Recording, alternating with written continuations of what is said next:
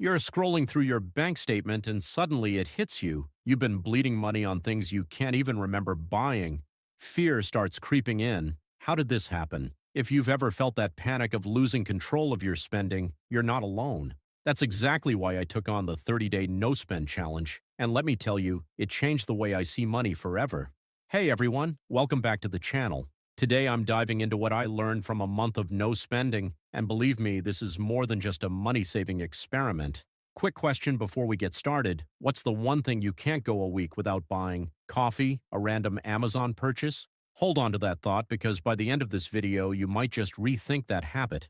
Alright, let's start at the beginning. Why did I take on the no spend challenge?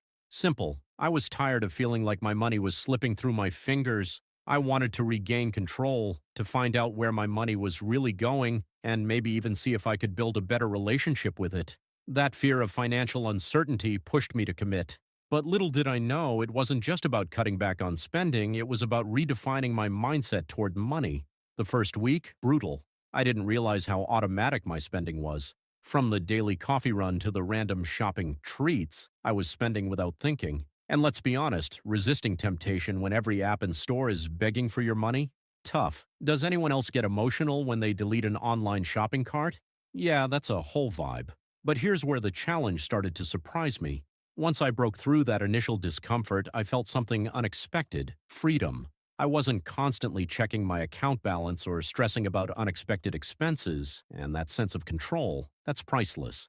Here's a key lesson I learned. It's not about deprivation, it's about clarity.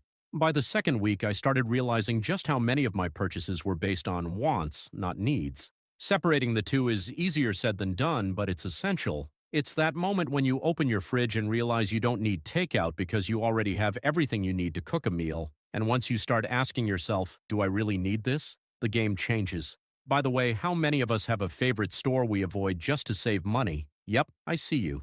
By week 3, something shifted. My focus wasn't just on saving anymore, it was on aligning my spending with my priorities. I realized I wasn't missing out on life. In fact, I felt more intentional with my money than ever before. I started directing that extra cash toward things that really mattered to me: my savings goals, an emergency fund, even investing. That's when I saw the power of purpose-driven spending. When you're not constantly buying things you don't need, you have room to invest in the things that bring long-term value, and that is a feeling you can't put a price on. But here's where the challenge took an even deeper turn, and that brings me to the next lesson. One thing people don't talk about enough: the emotional reset that comes with controlling your spending.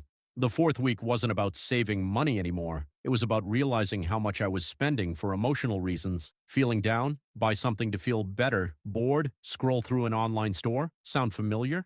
But without those quick fixes, I had to find new ways to manage my emotions. And guess what? That's where the real growth happened. I started to appreciate the simple things: going for a walk, cooking at home, spending time with friends. Who knew making your own coffee could be so satisfying?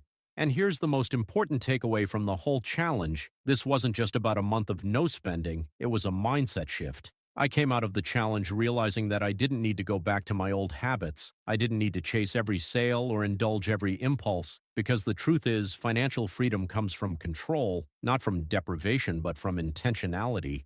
But there's one last thing I discovered that truly blew my mind, and it's something everyone can start doing right now to take their savings even further. And I'll share that with you in my next video.